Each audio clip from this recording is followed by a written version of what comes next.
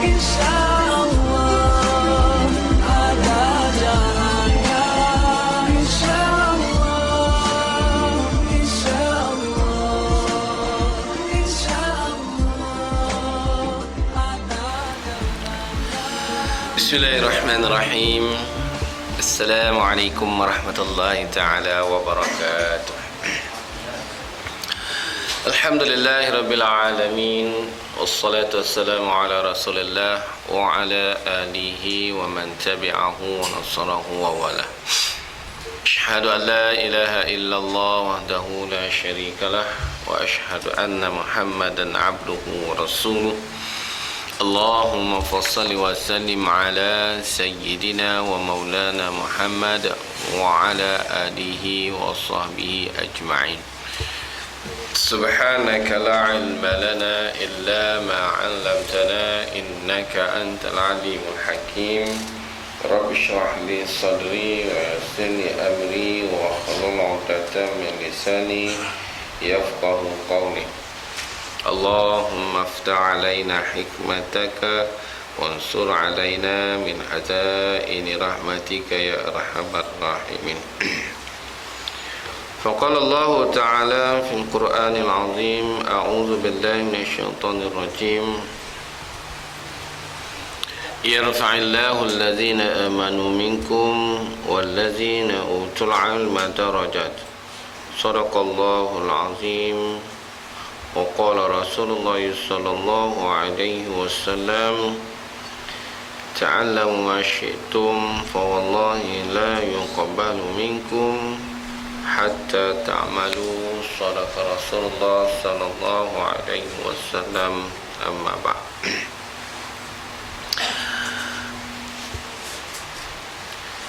Hadirin hadirat muslimin muslimat yang dirahmati Allah Subhanahu wa taala.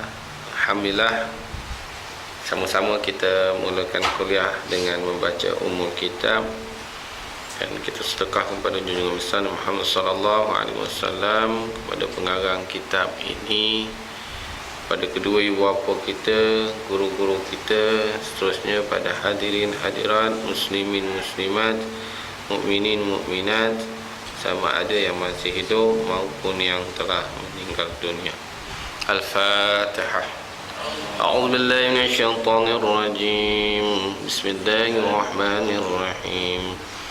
Alhamdulillahi rabbil alamin, ar-rahmanir rahim, maliki yaumiddin. Iyyaka na'budu wa iyyaka nasta'in. Ihdinas siratal mustaqim, siratal ladzina an'amta 'alaihim ghairil maghdubi 'alaihim waladdallin. Amin. Bismillahirrahmanirrahim. Hadirin hadirat muslimin muslimat yang dirahmati Allah Subhanahu wa taala. Alhamdulillah, ya, bersyukur kepada Allah Subhanahu wa taala kerana memberikan keizinan kepada kita dengan kesempatan, dengan kesihatan yang baik, dengan kelapangan, dan dengan penuh ketaatan untuk kita berada di atas muka bumi Allah Subhanahu wa taala. Dan lebih-lebih lagi, kita ini berkumpul suatu tempat, satu majlis yang sentiasa dilimpahi dengan rahmat oleh Allah Subhanahu wa taala. Maknanya kita ini dikasihi oleh Allah Taala. Amat beruntunglah seorang pekerja yang dikasihi oleh majikannya. Beruntung. Biasanya kalau pekerja ni dapat dikasihi oleh majikan, nescaya mudah dia, seronok dia, happy dia, mesti ada ganjaran, ada hadiah. Kalau pekerja yang dikasihi oleh majikan. Tapi kalau pekerja yang dibenci oleh majikan, agak-agak dapat hadiah ke tidak? Adan? Dapat? Kita bekerja, majikan kita tak suka kita, buatlah macam mana pun, agak-agak dapat hadiah ke? Tak ada. Mungkin tolak gaji, mungkin mungkin kita terseksa, mungkin kita tak seronok kerja. Itu tamsil bagi kita, bagi hamba Allah. Kalau kita ada dekat atas muka bumi Allah Ta'ala ini, kita cari sesuatu yang Allah Ta'ala murka, kita buat, kita ambil satu kaedah yang menyebabkan Allah Ta'ala marah, agak-agak kita boleh seronok kan? Tapi kita lihat orang yang melakukan maksiat, orang yang melakukan derhaka, selamba je tak? Relax je, seolah-olah dia macam selamat. Ini soalan dia lah. Sebab itu tuan-tuan, kalaulah kita dapat menjadikan manusia diri kita ini orang yang sentiasa mengharapkan limpah rahmat Allah SWT, maka kita termasuk orang yang beruntung. Kalau tidak, kita termasuk khasirun, orang yang rugi. Maka beruntunglah orang yang berada dalam majlis ini, majlis rahmat Allah Ta'ala, majlis ilmu je ya. Kemudian di samping itu Allah Ta'ala iringi dengan majlis ini dengan maghfirah. Apa dia maghfirah? Keampunan. Masya Allah tuan-tuan. Duduk saja dapat pengampunan Allah SWT. Dan yang ketiga tuan-tuan, Allah Ta'ala wa tuba alaihi. Ya Allah, maknanya Allah sentiasa menunaikan hajat kita, menerima segala permintaan kita, segala apa yang kita inginkan. Ini yang kita untungnya. Sebab tu nak dapat syurga ni tuan-tuan, dia kena melalui mihnah, dia melalui suatu kepayahan. Sebab Nabi kata apa dalam hadisnya, mafhum dia begitu, iaitu syurga ini dipagari oleh sesuatu yang memenatkan, menyusahkan, merumitkan syurga. Jadi nak syurga Allah ni, nak rasa manis ni tuan-tuan, kena rasa sedikit cabaran lah, sedikit perjuangan. Duduk saja-saja tak boleh, dia kena lawan lah. Walaupun duduk dalam majlis ilmu ni, kena lawan kebas kaki, lawan pinggang sakit, lawan mata mengantuk, lawan dengan orang panggil itu semua kena lawan tu. Dok tak dapat syurga lah kita. Dok je. Setan dia memang standby je. Jangan dia kata ya. Sebab itu saya pernah cakap lepas sebelum ini, dalam majlis ilmu ni ada 3 muka. Ada tiga muka. Pertama, muka ustaz. Muka ustaz. Dia tengok ustaz, apa yang ustaz nak sabar yang ni, apa ustaz nak beritahu ni, dia tengok yang ustaz. Lepas 10 minit dia tengok muka jam. Muka jam. Dah pukul 9. Oh, pukul 8 nasib. Dia tengok muka jam dah. Ada kata, tak habis lagi ustaz. Dia bila dah tengok muka jamnya, dia punya pemokesan tu dah hilang lah. Tumpuan tu dah hilang. Kalau dia masih tengok muka ustaz lagi, maknanya dia masih berada dalam suasana tersebut lah. Tapi kalau dah tengok muka jam, dia dah mula gelisah. Itu muka yang kedua, dia akan berada dalam majlis ilmu. Dan yang ketiga, muka pintu. Bila tengok muka jam, dia tengok jam, lambat lagi ustaz dah habis tu. Dia tengok pintu, itu yang mula nak buang air lah. Nak kena batuk lah, nak buang kahak lah. Dia nampak pintu. Dia nak keluar lah. Boleh je Ini cerita je. Haji yang perasan lah, kan? Baru 5 minit, takkan tengok jam. Jadi tiga muka dia. Jadi tengoklah, insyaAllah. Jadi nak tengok mana, pulang lah. Saya tak marah pun. Jadi sama-sama kita muhasabah, insyaAllah. Baik. Tuan-tuan hadirin hadirat muslimin muslimat yang dirahmati Allah Ta'ala, alhamdulillah kita sambung lagi pengajian kita dalam bicarakan kitab Riyadhus Shalihin, karangan Imam An-Nawawi rahimahullah ta'ala, jilid yang pertama, bab yang kedua, iaitu bab taubah. Imam An-Nawawi rahimahullah ta'ala mengajar pada kita dalam hadis-hadis yang sahih, hadis-hadis yang boleh dibuatkan sebagai hujjah, hadis-hadis yang boleh diambil sebagai suatu integriti melaksanakan ibadah dan beramal dengannya. Ya, ini hadis sahih yang datang daripada Rasulullah sallallahu alaihi wasallam itu sendiri. Dan Imam An-Nawawi di antara perawi-perawi hadis yang mutabar, yang masyhur, yang diiktiraf oleh ulama-ulama hadis, ya. Maka dia cerita di karang kitab ini, banyak kitab dia, beratus-ratus kitab dia, di antaranya kitab Riyadhus Shalihin, ya. Kitab ini nak ceritakan bagaimana nak berada dalam golongan orang yang saleh, nak berada dalam kelompok orang yang saleh, yang sebagaimana Nabi lakukan dan Nabi ajar kepada sahabat-sahabat yang lain.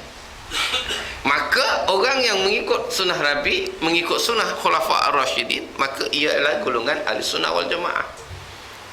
Maka kalau kita nak tergolong dalam golongan mengikut Nabi, mengikut Khulafa Ar-Rasyidin, maka kita mengikut apa yang disarankan oleh Rasulullah sallallahu alaihi wasallam. Sebab itu Allah Taala kata, "Wa ma atakumur rasul fakhudhu wa ma nahakum anhu fantahu."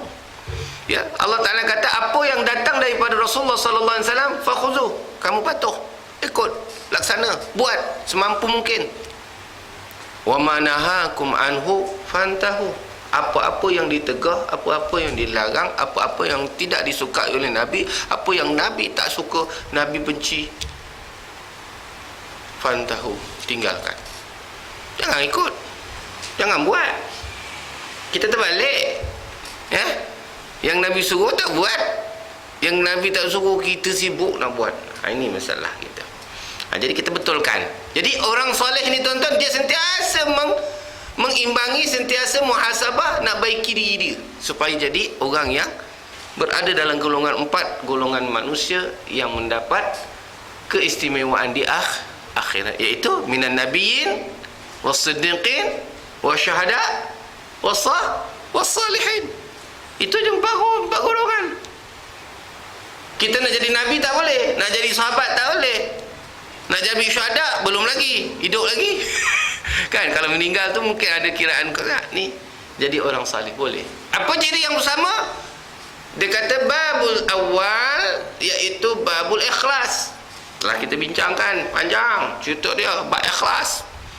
Nak supaya amalan kita ini diterima sebagai amal khair, amalan kebaikan, amalan yang mendatangkan keuntungan, kena ikhlas.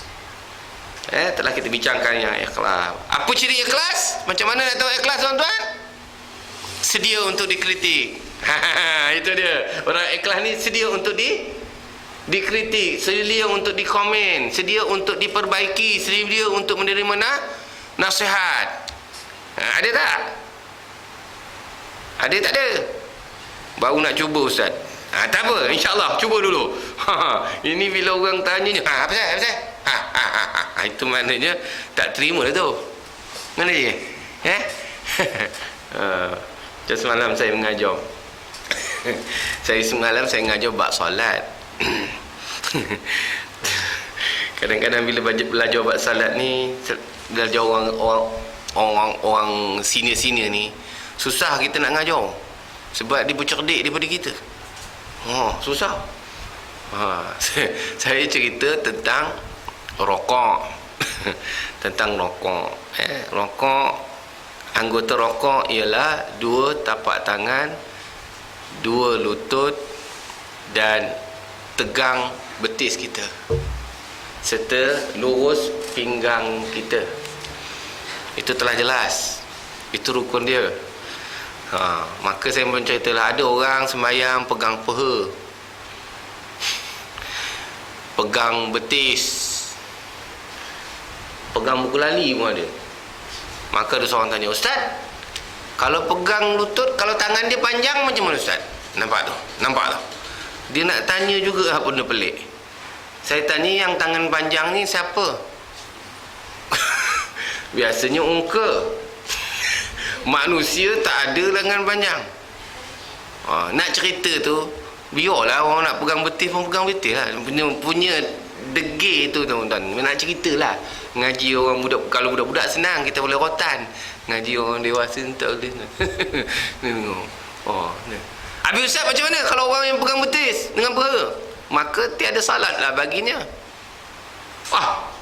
Kalau tak ada salat, teruklah Ustaz. Dengarlah bila kata tak ada, kena pegang lutut, peganglah lutut. Apa kau nak inquiry? Bila dah buat biasa pegang betis, pegang peha, tukar je lah, apa masalahnya?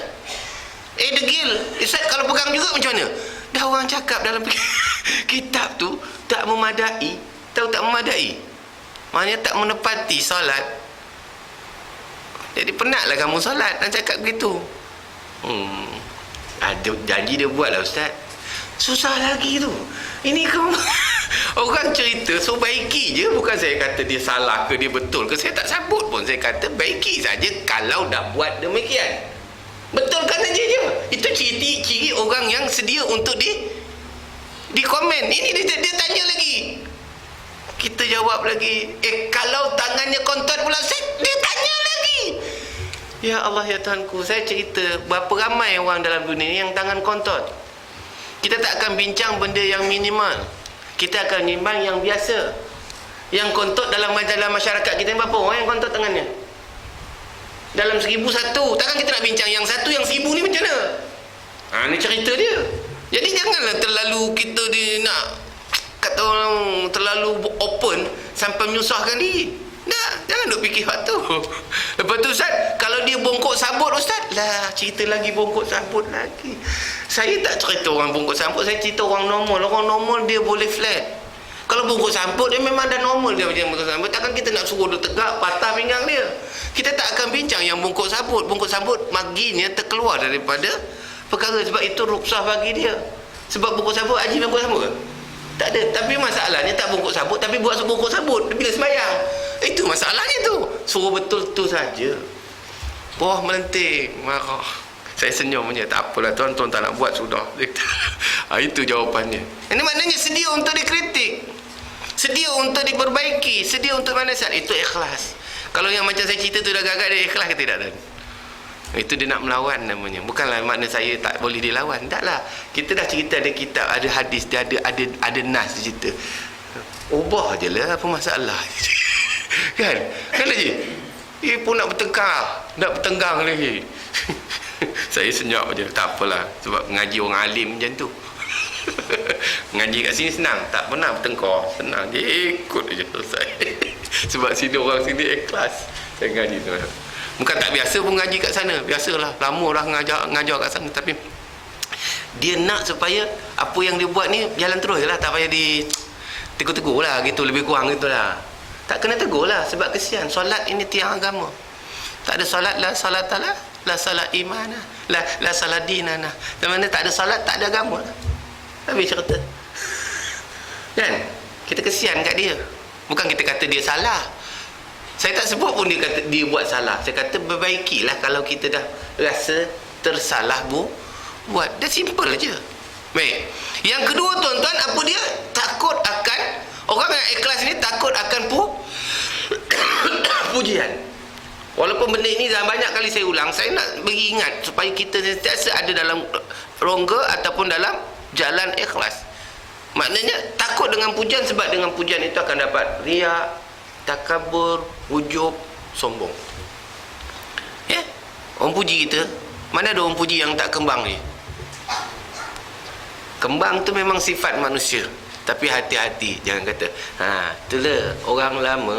Dia start di ujung dulu. Oh, haji masak sedap. Hai, tengok siapa. Dia start tu. Faham tak? Patut balikkan kepada Allah Ta'ala. Alah sedap, aku pinjamnya, Allah Ta'ala bagi kemahiran. Habis cerita, orang tak tanya banyak. Kita pun tak kembang mana. Ini kembang sikit. Oi, makan nasi sedap syekh, hantar kalau masak sedap. Tengok siapa lah, tengok kaki lah. Masak sedap tengok kaki. Memang kaki kelentong. Gurau aja Okey, kan. Yang ketiga tuan-tuan, tak cari alasan. Tak cari alasan. Jangan cari alasan. Dalam kita tak dapat laksana, kita dapat laksana, jangan cari alasan. Biasanya kita tak dapat ni, biasanya kita akan berusaha untuk cari alasan. Sebab itu tuan-tuan, kalau kita tengok dalam cerita Ka'ab bin Malik, ketika dalam peperangan Tabuk, dia tak dapat bersama-sama berperang dengan Rasulullah. Yang lain sahabat yang tak dapat perang bersama mencari alasan untuk nak skip daripada kemukaan Nabi SAW. Tapi Ka'ab bin Malik dalam peristiwa yang saya ceritakan yang lepas ini, dia berusaha nak cari apa nama? Cari alasan. Tapi dia kata mungkin manusia akan maafkan dia, tetapi Allah tak mungkin memaafkan dia. Sebab alasan itu dari segi akal manusia boleh terima, tapi Allah Ta'ala tahu apa hakikat yang dia lakukan. That's why dia berusaha tidak mau cari alasan, dia bercakap yang sebenarnya. Itu hebat. Kita ni kalau tak dapat memang cari alasan je ya. Nak cover kita bagus. Ini kita jaga. Baik. Itu bab yang pertama. Bab yang kedua tuan-tuan, kata Imam An-Nawawi rahimahullah ta'ala, dia susun supaya kita menjadi orang yang soleh, iaitu babus tsani, babut taubah. Iaitu bab yang kedua, bab membicarakan taubat. Apa makna taubat? Taubat ini berhenti tidak mengulangi lagi kesalahan yang dilakukan. Berhenti dan tidak mengulangi. Malah benci dengan perbuatan itu. Itu taubat. Istighfar, mohon ampun, iaitu kita minta maaf, minta ampun. Minta maaf. Contoh, saya ada buat salah dengan Tuan. Tuan minta maaf, saya ada lakukan silap, saya ngumpat Tuan. Itu minta ampun. Itu minta maaf, namanya istighfar. Itu bukan taubat. Itu belum taubat. Taubat antaranya minta maaf, minta ampun, dan di samping itu dia tak umpat lagi. Dan dia tak nak umpat Tuan. Itu namanya taubat. Tapi kalau dia kata minta maaf je, tak maaf, kalau saya tak adalah ustaz, mana ada salah dengan saya. Besok dia umpat lagi. Faham tak? Duk ngata lagi. Maknanya itu baru standard istighfar, bukan taubat. Taubat ni maknanya tak ulang lagi. Tak ulang lagi. Kesalahan yang kita pernah buat tu, kita tak nak buat lagi. Dan tak buat sampai bila. Itu namanya taubat. Dia taubat ni maknanya dia declare, dia rasa bersalah, dia rasa keinsafan, dan dia benci dengan perbuatan dosa yang pernah dia lakukan. Dan itu taubat. Maka taubat itulah yang menjadi suatu intipati nak jadi orang yang soleh. Sebab orang soleh sentiasa menjaga diri dia daripada maksiat dan dosa. Ini orang soleh, kan? Orang toleh dia sedia untuk melakukan maksiat. Orang toleh. Toleh, nama pun sedap juga, leh juga. Dia soleh. Soleh ni kebaikan, toleh ni kejahatan, kebinasaan, kerosakan. Toleh ini. Kena cari buat kebaikan lah. Ya, kita peluang untuk buat kebaikan lah. Supaya kita tidak perlu nak banyak taubat. Sebab kita ni jenis malas bertaubat. Tapi kalau dah buat maksiat, buat dosa, minta maaf, bertaubat pada Allah Subhanahu Wa Taala. Maknanya jangan ulang lagi. Kadang-kadang kita ulang lagi, itu yang masalah kita. Yang itu yang kita kekal dalam keadaan berdosa. Baik. Tuan-tuan hadirin hadirat muslimin muslimat yang dirahmati Allah Ta'ala, kita bicarakan hadis yang ke-23. Siapa yang ada kitab, buku tengok hadis yang ke-23. Iaitu berkenaan dengan seorang yang melakukan dosa yang besar.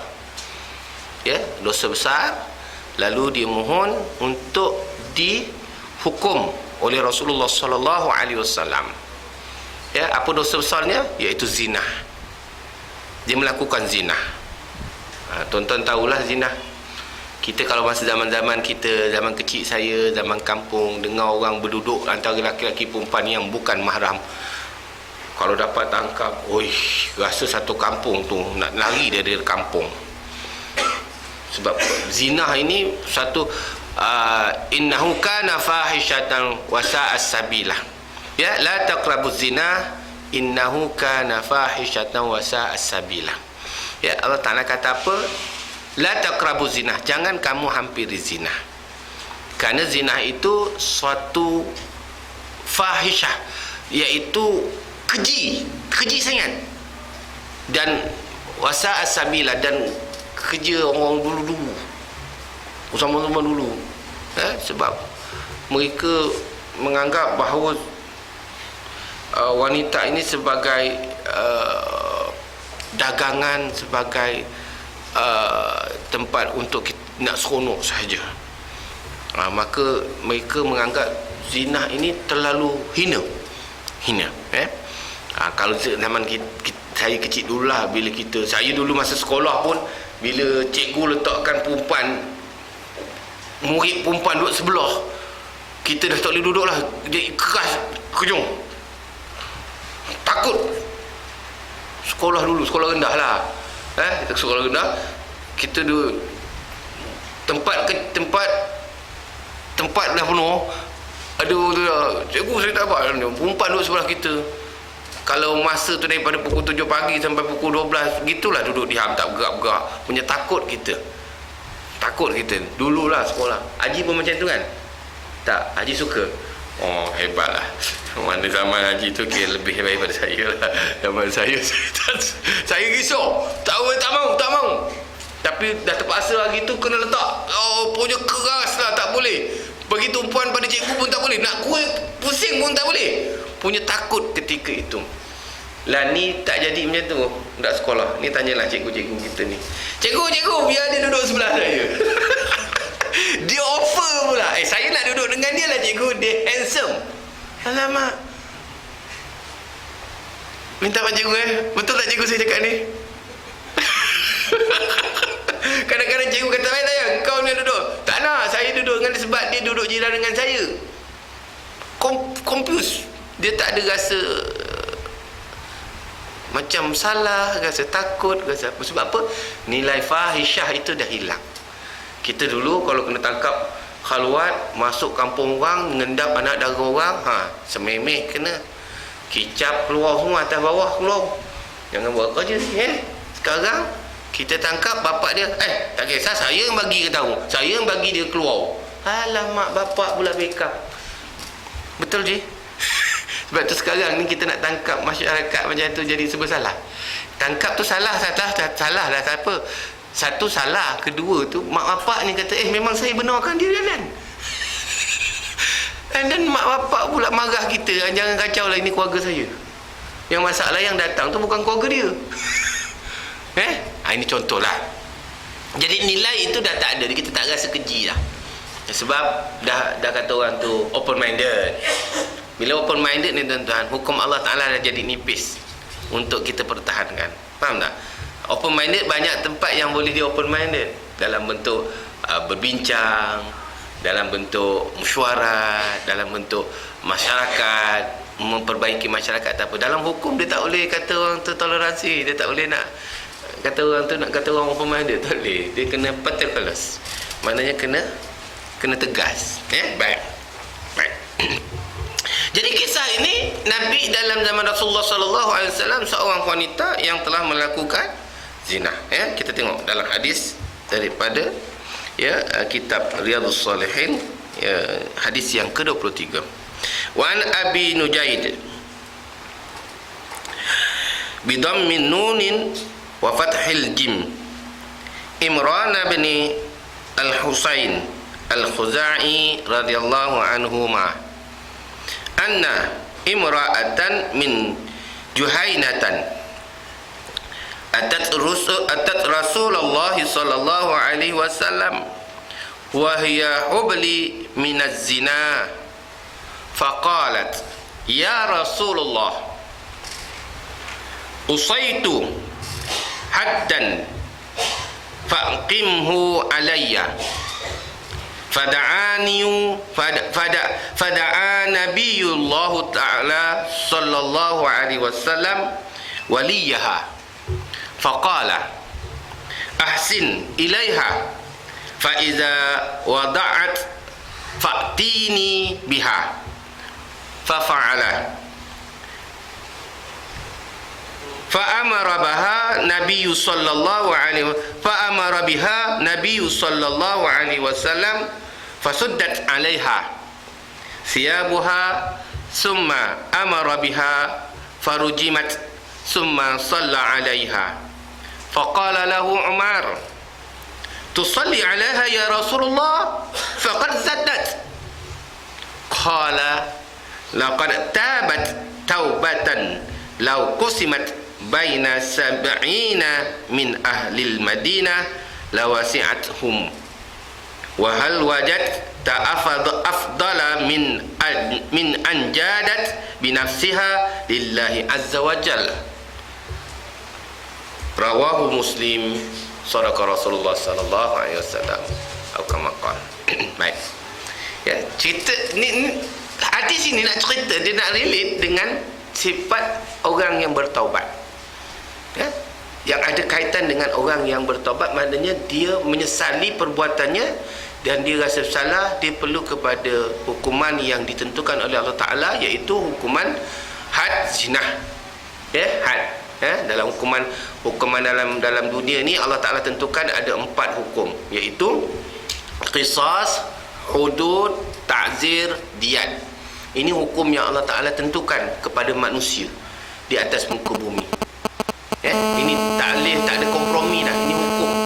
Ini arahan Allah yang termaktub dalam Al-Quran. Qisas, hudud, ta'zir, diyat. Qisas ni balas balik, maknanya kalau bunuh lawan bunuh, kalau luka kena luka balik. Hudud ni maknanya had, kesalahan yang ditentukan oleh Ta'ala, hukumannya ditentukan oleh Ta'ala, bukan ditentukan oleh manusia. Ta'zir ini Allah Ta'ala bagi option kepada pihak mahkamah untuk menjatuhkan hukuman yang tidak ada dalam kisah, tidak ada dalam hudud. Ya, contoh, tak sembahyang. Tak sembahyang tidak ada dalam Quran, dalam hadis mengatakan hukuman bagi orang yang tak salat. Hukuman yang perlu dikenakan. Dipenjarakan ke, dibuang negeri ke, tak ada. Disebat ke, tak ada. Maka boleh pihak mahkamah membuat undang-undang orang yang tak solat diberi sebatan.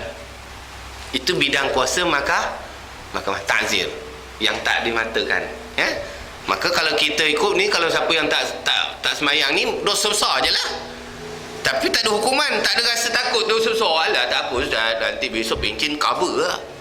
Pasal dia tak rasa takut. Kalau ada hukuman yang dikena, mungkin dia rasa takut. Kena sekali tak siapa tak semayang, sebat 5 kali. Kan? Sebab hadis kata cuma umur 10 tahun kalau tak solat.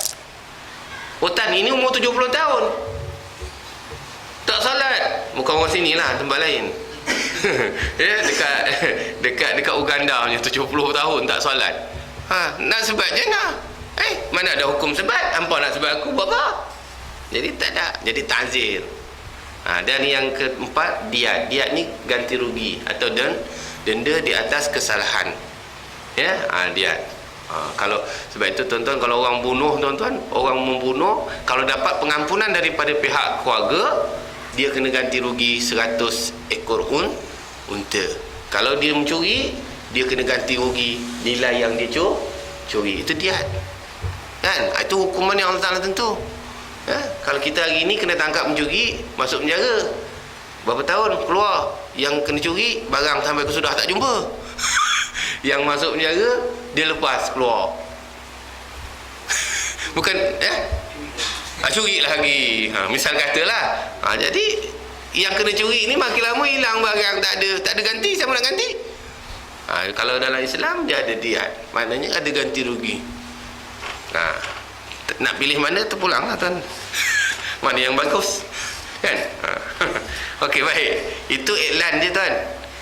Jangan salah faham. Lain macamnya tengok. Saya cerita je, ini hukum yang Allah Ta'ala nyatakan tau. Bukan saya kata karang-karang. Okey, itu dia.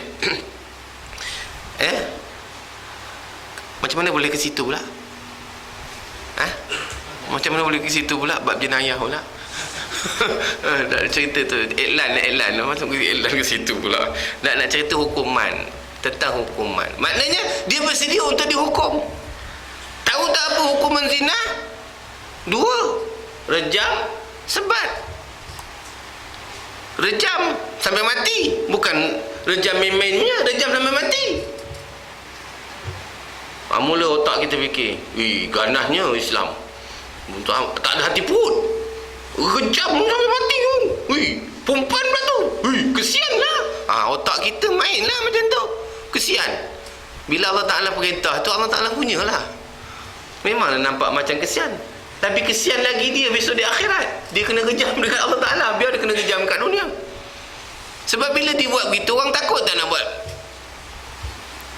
kesalahan dia. Takutlah Syekh, dah tua bangka kan, umur 60, zina misal katalah, kena kejam juga. Alah, pumpuk kan. Bayangkanlah, misal kata kan. Jadi itu dia sebagai pengajaran, bukan nak hukum sangat. Dah awak buat, siapa suruh buat kan. Contoh baik, dia terserah diri untuk dihukum tuan, bukan hukuman denda penjara je tuan, mati nyawa.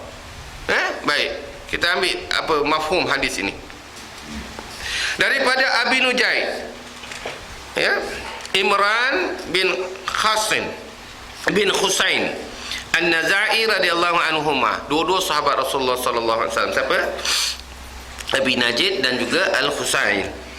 Bahawa seorang perempuan dari suku Juhainah telah datang berjumpa Rasulullah sallallahu alaihi wasallam di dalam keadaan hamil kerana perbuatan zina. Tuan-tuan, sebab dia beriman kan, ni pesalah ini dia melakukan zina. Masa berzinah tu dia lupa, hilang akal dengan sebab tarikan nafsu, dengan godaan sebagainya. Sebab tu tuan-tuan, kalau boleh tuan-tuan, jaga nafsu tuan-tuan. Ni suka kedai kopi ni, tengok Neng jalan gedik, pakai pula lagi. Tu yang minum air. Dia punya minum tu sedut dia lain macam. Yang hantar dia Neng pakai lagi. Loreng pula je. Tambah lagi air. Dia punya sedut tu lain macam ni. Cuba yang hantar Mak Haji dan monopos. Maaf cakap ni kurang ya, bukan Mak Haji sini dah Mak Haji. Mak Haji ni janganlah perasan. Ni Mak Haji Pak Lin. Dia kata nak air kau. Dia hantar lah. Yang jual Pak Haji, yang hantar Mak Haji. Mak Haji tolong Abang Haji. Takut dia Mak Haji pun tak confident juga Abang Haji nak meniaga seorang-seorang. Biar dia ngikut, tak apalah. Bukan Abang Haji sini, Abang Haji yang meniaga tu. Mak Haji yang tahu. Kau nak makan apa? Nah, kopi kau. Tak payah makan gula-gula banyak. Apa tu makan gula banyak? Kau kencing manis sudah. Aku dah rasa, kau tahu. Tu sambil hantar sambil dia nasihat. Kita minum. Agak-agak nak macam ada gitu. Tak ada. Saya tak habis. Mak Haji, apa kira? Faham tak? Sebab zuyyina linnas hubbus syahwat. Kesukaan manusia nak mempuaskan nafsu lah. Tengok Neng gedak-gedik kan. Bayangkan dia hantar kopi jantan pula tu. Neng pula janda. Lain macam. Ini kadang-kadang mendatangkan, maaf cakap lah, bukan tak boleh minum kat kedai. Faham je? Boleh, tapi hati-hatilah, mata tu jangan melingih. Pasal ini kes pasal tarikan nafsu. Dia telah melakukan zina, sedangkan dia telah berkahwin.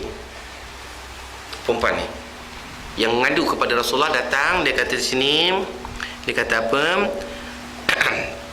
Anna imra'atan min Juhainatan atat Rasulullah sallallahu alaihi wasallam wa hiya hubli minaz zina.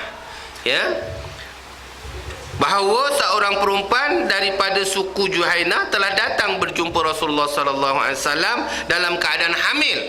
Hamil bukan daripada suaminya, hamil kerana berzina, telah melakukan hubungan jenis tanpa akad nikah yang sah.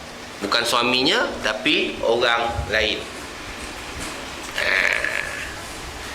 Lalu dia berkata, "Ya Rasulullah," faqalat, kata wanita tadi, kata perempuan perempuan yang hamil tadi, perempuan yang zinah tadi. Faqalat, ya Rasulullah, usaitu ahaddan fa'aqimhu alayya.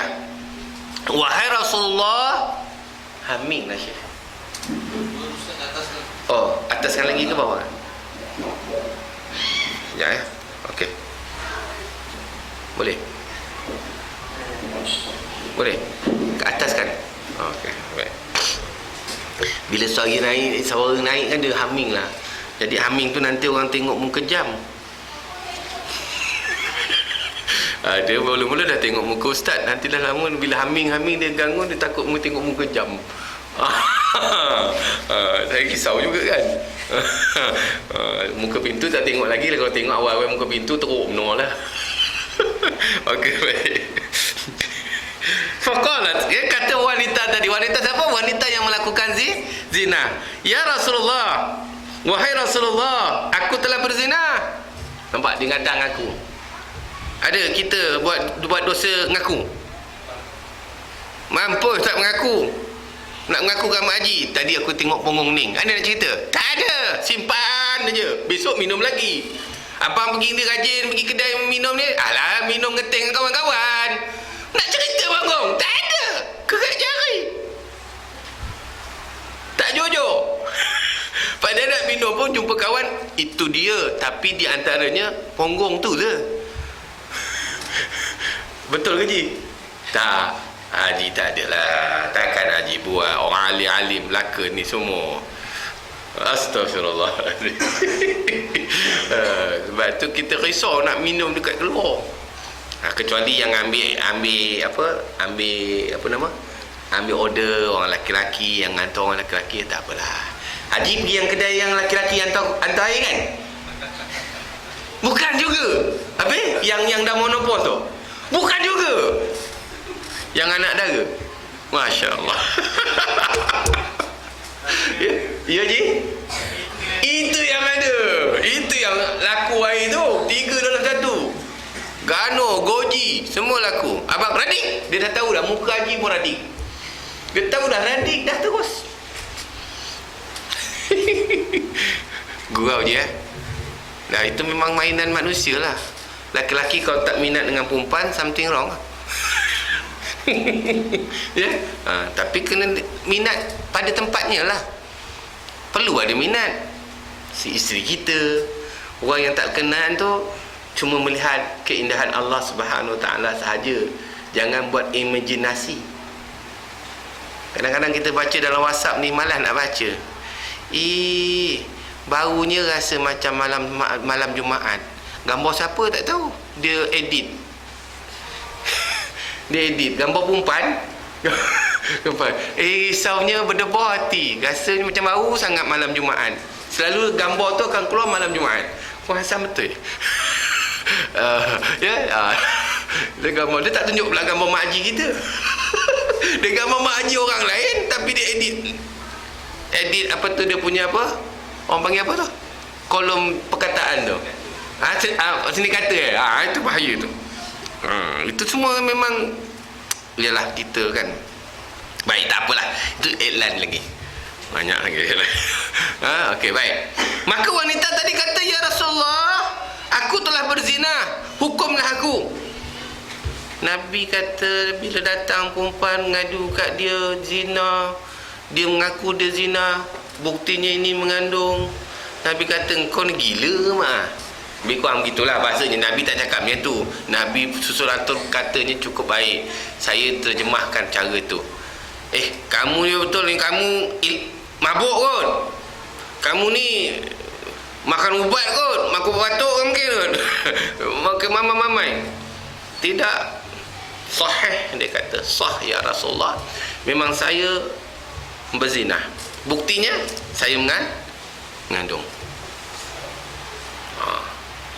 Dia tahu bahawa yang dia cerita ini kepada Rasulullah, dan Rasulullah akan melaksanakan hukuman yang ditentukan oleh Ta'ala. Dan apa hukumannya? Memang tidak ada lain, hanyalah mati. Sanggup mengatakan. Tengok cerita dia. Lalu Nabi SAW memanggil walinya. Walinya siapa? Ahli keluarga dia, waris dia lah. Kalau ayah dia lah. Kalau suami dia lah. Kalau adik-beradik dia lah. Kalau abang dia lah. Seperti menakan-menakan. Sebab dia tak nyatakan siapa. Walinya maknanya, wali ni maknanya orang yang berkuasa di atas wanita itu. Sama ada suaminya ke, bapanya ke, adik-beradiknya ke, anaknya ke, dan sebagainya. Wali. Macam kita nak nikah lah. Nak nikah, perempuan nak nikah, walinya siapa? Itu maknanya orang yang berkuasa untuk menjaga. Sebab itu dia mesti syarat sah nikah ada wali. Tak ada wali tidak sah. Sebab takut perempuan ini lari ke ataupun dilarikan. Bila wali ada, maknanya okey, kau kahwinlah. Nampak? Setuju. Kan Haji itu namanya wali. Jadi tuan-tuan tak payah masuk dalam hutan, tak payah pergi gua. Tuan-tuan dah boleh jadi wali kalau tuan-tuan ada anak perempuan. Sebab orang kita bila dengar wali ni, dia macam wali songo tu. Dia nak jadi ada jaib, tak payah. Confirm kalau tuan-tuan ada anak perempuan, confirm dah. Automatically jadi wali. Tapi bukan wali makan beretih, tahu? Bukan. Ini wali nikah. Namanya wali mujbir. Wali mujbir, apa wali mujbir? Wali yang ada kuasa menikahkan anak daranya tanpa persetujuan anak perempuan tersebut. Itu wali mujbir. Tuan-tuan lah, saya nak kahwinkan awak dengan ustaz. Anak kata tak nak, ikut kata ayah, patuh. Tapi kalau dia janda, tak boleh dengar cakap dia pula. Itu wali mujbir. Tak apa, itu cerita lain, panjang cerita dia. Ini bukan cerita wali, ini cerita taubat. Tuan-tuan dah ada potensi untuk jadi wali. Okey. Lalu Nabi kata faqalat, waliha. Mana panggil walinya? Lalu Nabi bersabda, faqalat, peliharalah perempuan ini baik-baik. Dia beritahu kepada wali tadi, peliharalah perempuan ini baik-baik. Maksud pelihara ni, jagalah kesihatan dia. Bagilah keperluan-keperluan seorang ibu mengandung sehingga dia melahirkan anak. Nabi tak terus dengar zina, ikat balik kau jam. Dia ada diplomasi. Sebab yang salah maknya, yang mengandung tak, yang dikandungkan tak salah. Tapi zaman kita terbalik, yang dikandungkan salah. Maknya selamat, anaknya masuk dalam longkang. Nampak? Teruk daripada zaman Rasulullah. Zaman kita lah ni kan, itu namanya buang kan dia. Maknya sedap-sedap, seronok-seronok, bapaknya tak tahu mana. Lala yang dikandungkan bila lahir baling masuk longkang. Teruk kan? Lagi teruk.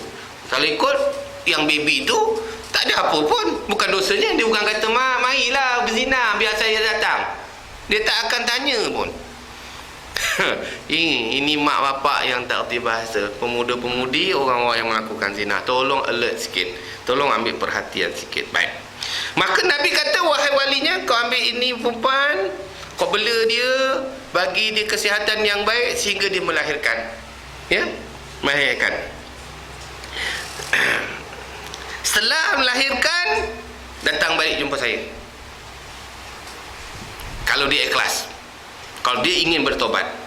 Kalau kita lah dapat peluang macam tu, kita salah ni kan, dibagi peluang, agak-agak nak datang balik ke tak? Lari.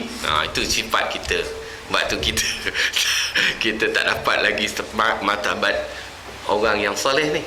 Kita kalau kita dah dapat, dia dapat salah, memang dah ada bukti salah, lalu orang bagi peluang, okey tak apa, kau balik dulu, nanti kalau dah selesai kau datang balik. Enggak nak datang, memang dah datang, cabut lagi. Kan Ji? Nak ngadu tak? Nak tak ada. Tengok punggung ni pun tak khabar kat bini kan. Kalau bini dapat tahu, risau. Baik. Maka dia suruh balik. Nabi suruh perempuan tadi balik, walinya bawa, jaga dia. Setelah dia lahirkan anak, baru bawa jumpa kami. Perintah Nabi SAW. Lalu dipatuhi oleh kedua-dua hamba Allah tadi, iaitu penzina dengan walinya. Bapaknya pun tak usah, tak bagi satu provokasi. Peluang kau lagi. Kalau Rasulullah datang nanti aku cakap, kau dah tak tahu, saya tak tahu. Boleh kan kalau nak buat pakat macam tu kan? Tapi mereka patuh dengan perintah Allah, patuh dengan Nabi. Akur.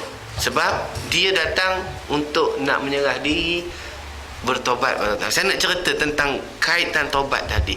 Walaupun menghina diri kita, walaupun menyebabkan kita malu, walaupun menyebabkan kita akan diberi hukuman yang sewajarnya, taubat tetap kita kena letakkan utama. Lepas ni boleh cerita lagi dengan Mak Haji yang minum kopi tu. Sebab apa rajin pergi kedai kopi tersebut? Bukan kopi sedap sangat, kopi 3 dalam 1, main masuk je kedai-kedai semua sama. Baca kat rumah kedai-kedai pun sama. Tapi environmentnya yang berbeza. Tahu environment? Keadaan, suasananya yang berbeza. Sebab Mak Haji kat dalam rumah, dia kata-kata, abang dah siap atas meja. Bawah dudung saji. Bukan Mak Haji sini tau. Saya cerita Mak Haji tempat lain. Yang sana, ni Ji, kopi radik ni. Nak tambah susu lagi tak? Dia tanya lagi tu. Padahal dah biasa tu. Kan, minum Ji lama Haji tak nampak. Lagi lama nak duduk situ. Gurau. Dia layan tu pasal nak kena bayar tu RM3. Ya, satu paket RM3 je. Satu paket berapa ringgit je? RM80. Alhamdulillah. Jujur. Orang lain ni tangan kotor-kotor. Jangan. Nanti Ustaz serkap dia kata. Yang ini jujur. Bayar RM2. Keep the change. Alamak. Dekat rumah Mak Haji kodak-kodak. 20 sen pun tak dapat. Ya Mak Haji Mak Haji senyum je. Dia kata, sampai hati suami aku ni. Kat kedai RM2, keep the change. Kat rumah beli barang lebih, mana duit lebih? Kalau sedekah kat bini pun apa salahnya? Kan Haji? Berkira. Baik. Kemudian setelah sampai masanya Rasulullah SAW mengeluarkan perintah terhadap wanita itu. Wanita itu siapa? Wanita yang berzina tadi. Dia dijerut dengan bajunya. Tahu jerut? Bukan jerut ikat. Maknanya jerut leher. Tak, dia jerut maknanya diikat supaya tidak meronta. Lalu direjam. Rejam dengan batu. Maknanya diikat. Dijerut tu diikat. Maknanya supaya dia tak lari, supaya dia tidak meronta. Bayangkan tuan nak kena baling. Nabi pergi ke Taif, dibaling, dilempar oleh budak-budak batu pun Nabi dah rasa sakit. Berdarah Nabi, berdarah kasut Nabi, bertakung darah dalam kasut Nabi. Nabi tetap, itu pun sakit. Bukan tak sakit, Nabi rasa sakit. Sebab tu Nabi bersandar satu di Bukit Kuk, Bukit Kuk di Taif sana, nama Bukit Kuk. Nabi bersandar situ dalam keadaan dibasahi dengan darah. Tak mati, Nabi sakit cedera. Kan? Okey. Orang ini zina, dia lempar batu sampai mati. Selagi tak mati, tak berhenti lempar. Ini hukuman yang Allah Ta'ala tentu. Jangan nampak terjisnya itu.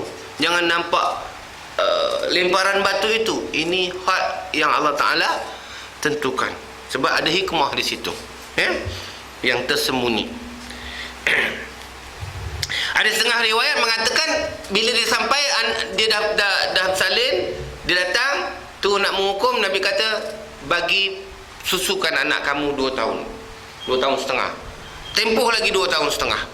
Ada setengah riwayat mengatakan 2 tahun setengah. Dia bagi kampung pan tu peluang lagi selepas lahir bagi susu anak. Sebab hak anak kepada ibu 2 tahun setengah. Ini anak 2 bulan cukup je pantang, dah bagi susu. Mak angkat dia Cik Mbu. Cik Mbu. Ini baru 2 bulan 3 bulan dah bagi dah Lactogen lah, Seno lah, apa benda lah. Yang original tak nak bagi. Ngerti kan? Kok haji dah berebut? Wallahualam. Saya tak tahu, takut berebut pula kan. Alah, itu cerita lah. Alaikai cerita lain. Baik. Maka dia suruh 2 tahun setengah bagi susu dulu. Bagi anak tu dah kenyang, dah semua puas hati 2 tahun, baru dia datang balik. Ada setengah riwayat, tapi di sini tak katakan, tak apalah. Okey, baik. Setelah itu Rasulullah SAW bila dah direjam, dah dapat hukuman, matilah wanita tadi. Anaknya dipelihara oleh walinya, warisnya, lalu meninggallah wanita tadi dalam keadaan menjalani hukuman Allah SWT, rejam. Kemudian Nabi pun kata, okey, uruskan jenazah ini, kau mandikan, kau kapankan, dan kita sama-sama menyembahyangkan jenazah tersebut. Ya, setelah itu Rasulullah SAW menyembahyangkan mayat tersebut. Di situ ada persepsi kita dah kata, dah salah, dia orang salah. Buat apa kita nak bagi lagi penghormatan? Itu kena faham. Dia salah bukan dengan kita. Dia salah kerana perbuatan zina dia. Dia mengaku dia salah, dia minta Allah Ta'ala minta taubat dengan Allah Ta'ala supaya dia dihukum. Dia terima hukuman tersebut, maknanya bagi dia bersih. Secara pandangan umum dalam masyarakat, bersih. Tapi kita tak boleh terima macam tu. Kita kalau orang tu salah, dia dah mengaku salah, dah diberi hukuman, kita tetap kata dia salah. Betul ke tidak? Kenapa kita tak bagi peluang? Ini kita punya persepsi yang tak berapa nak tepat mengikut perspektif Islam. Sebenarnya kalau okeylah, salah tu memang kita kena akui dia salah, dia salah. Seorang melakukan kesalahan dan dihukum kesalahannya tu. Faham tak? Dihukum kesalahannya. Maknanya dah menjalani hukuman, selesailah. Maknanya dia tak ada lagi salah. Masalahnya kita buat salah tapi tak dihukum, tapi gaya macam tak bersalah. Siapa lebih teruk? Orang yang bersalah, dia dapat salah, dihukum, dia sebenarnya dah bersih, sempurna. Kita yang melakukan salah tapi tak dihukum sebab tak ditangkap, tapi kita steady dengan rasa macam kita hebat, baik. Nampak tak? Nampak tak? Keji kita. Sebab itu Imam Ghazali mengatakan, apabila kamu melihat seorang melakukan kejahatan, hendaklah kamu berfikir bahawa mereka melakukan kejahatan dalam kejahilan, sedangkan kita melakukan kejahatan dalam kita mengetahui hukumnya salah. Lebih teruk. Nampak tak? Nampak tak? Jadi perkara ini bukan dalam fikiran kita saja bertanya. Sayyidina Umar pun bertanya. Bila dia tengok dah kena hukuman, dah meninggal, Rasulullah kata, okey, uruskan jenazah ini. Sudah urus, dah kapan dah nak sembahyangkan. Maka Rasulullah pun menyembahyangkan. Lalu Umar berkata, Umar siapa? Sayyidina Umar. Disembahyangkankah dia wahai Rasulullah, padahal kalau dia telah berzina? Itu pandangan Sayyidina Umar sendiri pun berpandangan macam kita. Orang salah, kita sembahyangkan dia ke? Seolah-olah macam salahnya tak selesai, macam dia salah mengikut terus salah, padahal dia dah mengaku, dia dah dihukum, dia dah mati pun. Maka kita sembahyangkanlah. Lalu dijawab oleh Rasulullah SAW, sesungguhnya dia telah bertaubat. Nampak? Manisnya Rasulullah kata, orang ini orang yang mulia sebab dia telah bertaubat. Sebab apa Nabi kata orang yang mulia? Dan taubatnya itu telah taubatnya itu jika dibandingkan adalah sama beratnya dengan taubat 70 orang munafik di Madinah. Taubat perempuan tadi itu, walaupun dia berzina, kalau kita tengok zina ni keji kan, tapi taubatnya itu lebih baik daripada 70 orang munafik yang berada di Madinah. Munafik tu macam mana? Macam kita lah, yang buat dosa tapi tak ngaku buat dosa. Kontrol macam orang tak buat dosa. Faham tak je? Nampak tu, nampak? Bukan saya cakap orang zina tu lebih baik daripada kita. Dah. Zina tu dia dah satu kesalahan dan dia ngaku. Itu yang baik.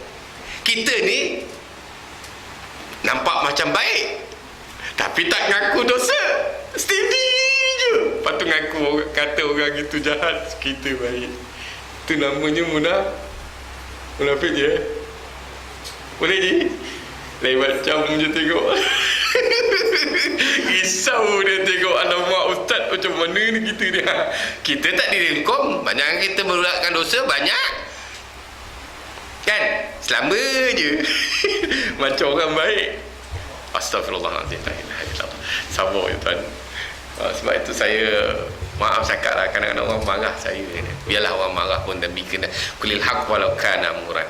Katakan benar walaupun pahit. Baik. Saya nak tanya tuan-tuan, minta maaf lah, gurau je ya. Yang rajin ambil Yasin surau ni orang mana cik? Yang rajin bawa Yasin surau balik rumah, simpan, tak hantar-hantar balik. Agak-agak orang yang jarang datang masjid ke orang yang selalu datang masjid? Tak payah jawab, renung-renung je. Yang selalu bawa balik pinggan dekat masjid, ada jamuan lebih, tak ada wadah, tak ada plastik, dia pinjam pinggan dekat surau masjid, bawa balik ke rumah. Yang selalu datang masjid surau ke yang jarang-jarang datang masjid surau? Jangan jawab. Lepas tu rajin tak mulang. Rajin tak ngantar balik. Confirm tak hantar. Tak bayar, tak percaya, balik rumah nanti saya mak pinggan agak bunga lain tu, confirm bukan rumah kita punya. Ya? Betul ke tidak saya cakap ni? Tapi ada ngaku. Selamba je. Majlis hari ni ada makan, dia bawa satu pinggan. Majlis kedua makan, dia bawa lagi pinggan. Itu yang bila bendahari dia kira-kira audit, apa pasal dulu beli 3 dozen, kenapa ni macam tak cukup pinggannya? Agak-agak orang yang tak rajin datang masjid ke orang yang rajin datang masjid? Yang buat lari tu. Nampak tak? Nampak tak? Nampak kan? Cukup lah. Saya nak bagi tuan-tuan fikir sikit lah. Ada ngaku? Tak ada. Selamba je dia relax. Alah, wakaf. Dia bagi hukum lagi. Sedap betul. Dia tak tahu dia telah memutuskan wakaf. Ingat. Boleh je? Dia macam tengok macam marah. Saya nak cerita pasal ni, kita ni bukan kita je yang berpandangan gitu. Sayyidina Umar pun kata, ya Rasulullah, dia ni pezina. Kita nak semayangkan dia ke? Dia pun ragu tuan. Tapi Nabi kata, ya, dia lebih baik daripada orang munafik yang ada di Madinah banyak 70 orang. Tengok kata Nabi, ulasan Nabi dia kata, pernahkah engkau menemui orang yang menyerahkan dirinya untuk Allah SWT, untuk nyawa? Nah, tak ada. Inilah orang yang paling mulia. Dia salah, dia tahu salah, dan risikonya dia akan mati. Dia tahu akan mati, dan mati bukan dalam keadaan mati yang cepat mati, seksa sebab kena rejam. Nak ke kita serah diri? Tak ada. Kalau kita pergi mahkamah tuan-tuan, anda ada apa salah? Tidak. Berlawan. Tak akan mengaku salah. Macam mana pun tak akan mengaku walaupun salah. Itu memang sifat manusia. Mana ada? Maka dalam sejarah, dalam kitab ini, dalam kisah ini, dalam hadis ini menceritakan bahawa wanita ini tuan-tuan, dia tahu dia akan hilang nyawa. Pengakuannya itu akan menyebabkan dia hilang nyawa, dan dia akan dihukum mengikut hukuman yang ditentukan oleh Allah Ta'ala. Mati. Tapi dia sanggup. Mulia tak? Mulia. Maka Nabi kata patut sangat kita sembahyangkan dia, sebab dia orang yang telah dihapuskan dosanya. Kita belum lagi share. Pinggan lagi 3-4 tu pada tu. Tak pulang lagi. Sebab kalau mati tu jenuh kena tanya tu. Ni pinggan siapa? Pasal pinggan kena sesah masuk dalam kubur, 7 petala langit, 7 petala bumi masuk. Masuk pasal pinggan. pinggan je. Sebab pinggan tu bukan kita punya. Kalau pinggan polistrin tu polistrin. Kita ada polistrin coba balik pun orang tak marah. Faham je? Faham ke tidak ni? Macam susahnya nak ngangguk.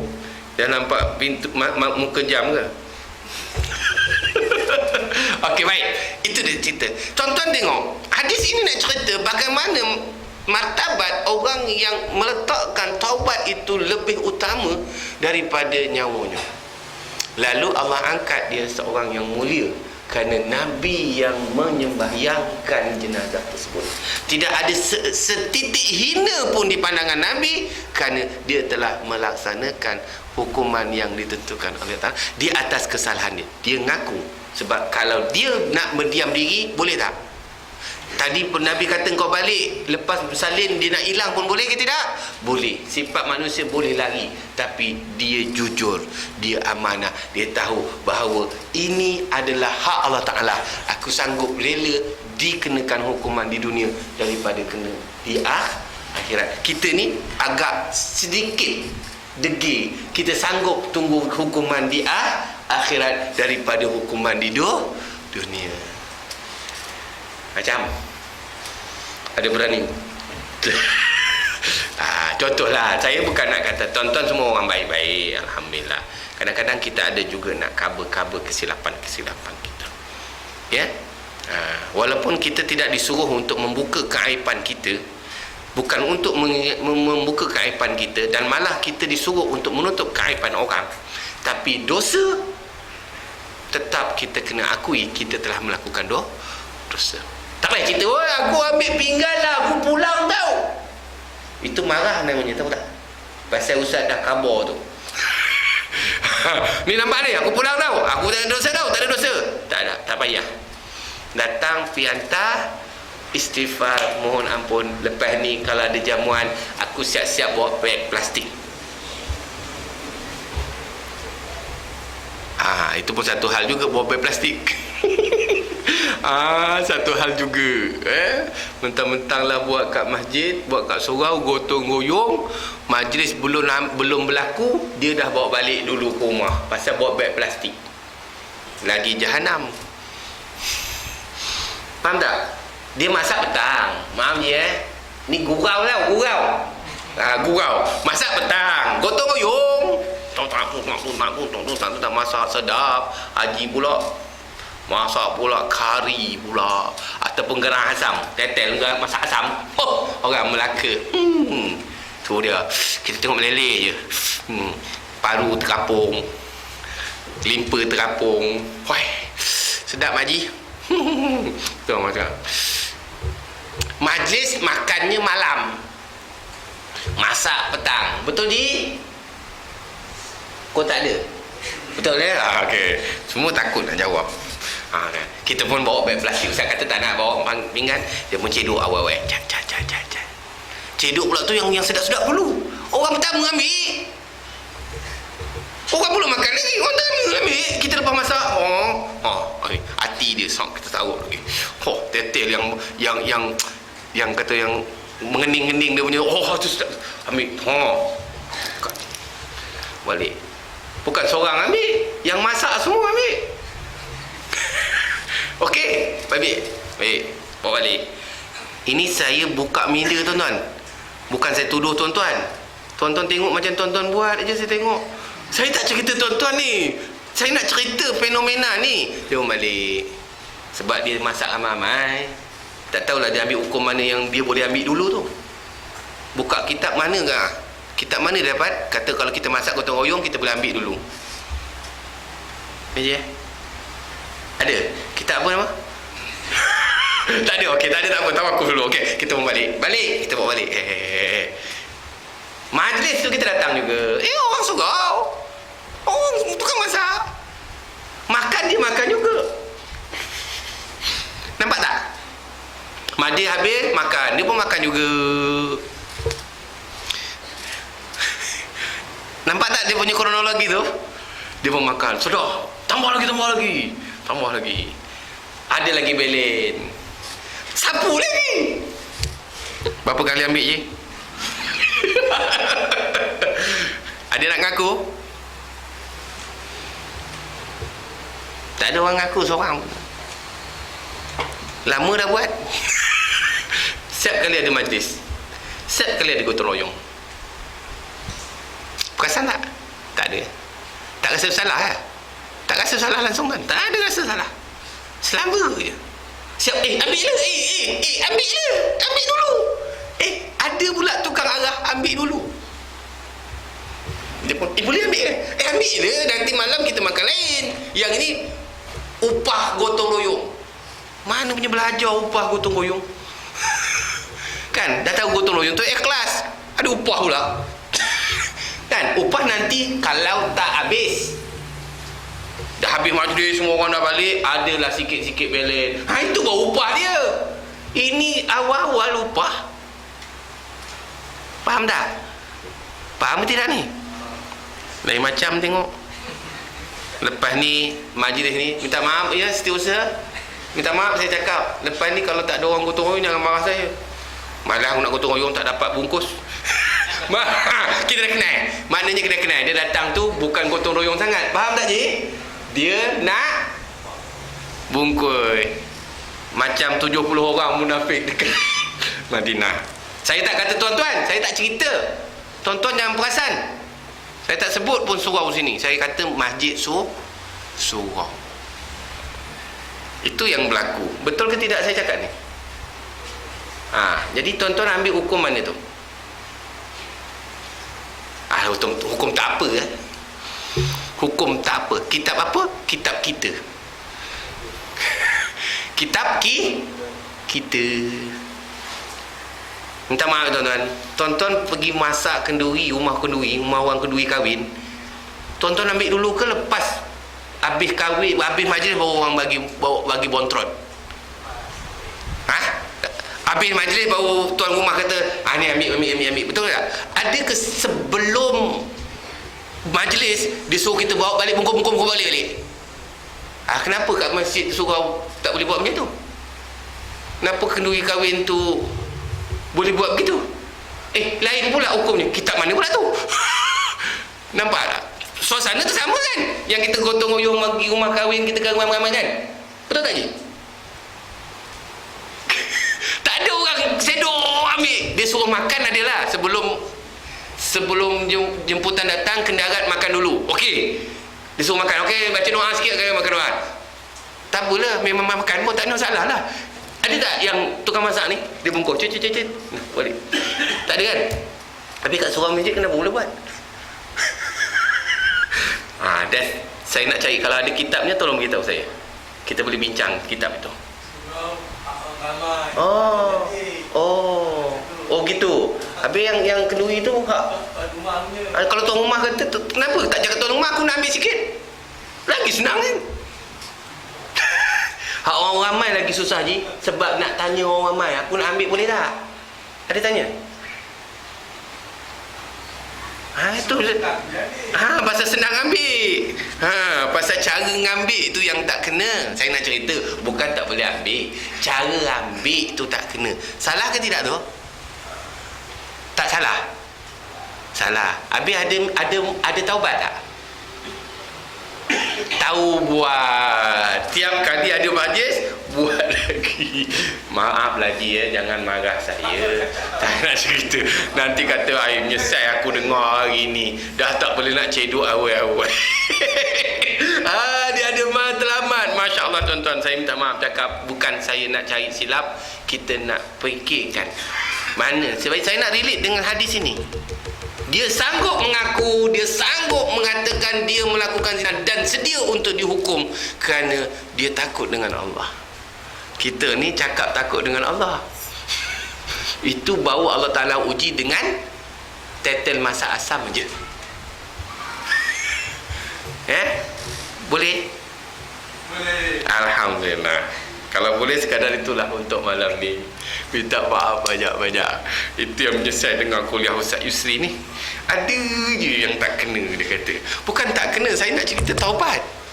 Sebab bila kita buat begitu, kita ada rasa salah tak? Tak ada langsung rasa bersalah. Dan bila kita tak ada rasa salah, kita telah melakukan salah dan kita tak akan buat taubat. Kita tak akan bertaubat tuan. Minta maaf. Tengoklah saya cakap, kalau kita rasa bersalah, barulah kita rasa kita nak bertaubat. Boleh? Tapi kalau memang dah diputuskan dalam mesyuarat, okey, yang tukang masak gotong royong, kita bagi dia ambil awal. Diputuskan, tak ada masalah, disetujui oleh ramai. Faham tak? Itu lain. Itu ada persetujuan. Ini tak ada persetujuan, main cedok je. Faham tak? Beza kan? Kalau beza, wallahu alam. Boleh? Ada yang tak puas hati? Saya risau juga, takut tak puas hati dia ustaz ni minggu depan kalau ada kuliah ni tak mau dengar orang. Rugi aku dengar, ada je tak kena kan. Saya bukan apa, kita biarlah benda kita dapat itu sedikit, tapi Allah Ta'ala reda. Okey. Tapi kalau ada kaedah lain yang mengatakan itu semua halal dan sebagainya, boleh ambil suka-suka gitu, tak apalah, itu tuan-tuan boleh bincang sendiri. Saya bukan nak kata apa, saya tak cakap haram apa, cuma saya kata cara tu tak menepati. Boleh faham je? Jadi kita tak menepati, kita betulkan balik lah. Betulkan aja. Jangan tak nak gotong royong pula. Kalau tak nak gotong royong, memang confirm lah ni, di gotong royong semua nak nyapu. Kalau dia datang tak nak, tak ada sebab tak rugi pun kalau kita tak ambil pun. Ini kadang-kadang siap beritahu makcik tak payah masak, hari ni ada gotong royong kat surau, macam surau tu dapur dia. Beritahu makcik tak payah masak, tak apa, nanti tengah hari saya hantar lauk kat surau ada masak. Tak rasa salah, tak malu ke muka? Makcik pun tunggu je. Mana abang kau tak balik-balik dah pukul 2 ni? Lapor telefon, bang, mana ni, katakan ada lauk. Tunggu sekejap, aku nak balik lah, rumah telefon. Takut bini. Ada pula yang tukang cakap, cedok juga, takut bini juga. Dia tak takut Allah Ta'ala. Faham tak? Kata nak habis, tak habis lagi ustaz. Kuasa betul. Okey, insyaAllah ini betul-betul habis. Wallahu a'lam. Qul qali hadza nastaghfirullahaladzim li wa lakum wa lisal muslimin wa muslimat wal mu'minin wal mu'minat bi rahmatika ya arhamar rahimin. Bismillahirrahmanirrahim. Alhamdulillahirabbil alamin. والصلاة والسلام على أشرف المرسلين وعلى آله وصحبه أجمعين. اللهم زدنا علما ورزقنا فهما ولا حول ولا قوة إلا بالله العلي العظيم. اللهم اجعل معنا هذا الجمع مرحوما وتفرقنا من بعد تفرقا معصوما. ربنا آتنا في الدنيا حسنة وفي الآخرة حسنة وقنا عذاب النار. الحمد لله رب العالمين. تأخير dengan tasbih kafarah dan suratul Asr. Subhanakallah wa bihamdihi asyhadu an la ilaha illa anta astaghfiruka. بسم الله الرحمن الرحيم والعصر إن الإنسان لفي خسر إلا الذين آمنوا وعملوا الصالحات وتواصوا بالحق وتواصوا بالصبر وبالتوفيق. السلام عليكم ورحمة الله تعالى وبركاته والله أعلم. بارك الله بارك الله بارك الله بارك الله بارك الله لكم ولنا بارك الله لكم ولنا. الله بارك لهما، الله أدم حبهما، الله صل وسلم على رسول الله. الله تب علينا، الله ارضى عنا، الله اهد خطانا على سنة نبينا. Let's raise our hands and make dua like the Prophet taught us, and with one voice let's all say, say, say Barakallahu lakuma wa baraka alaykuma wa jama'a baynakuma fi khair. Barakallahu lakuma wa baraka alaykuma wa jama'a baynakuma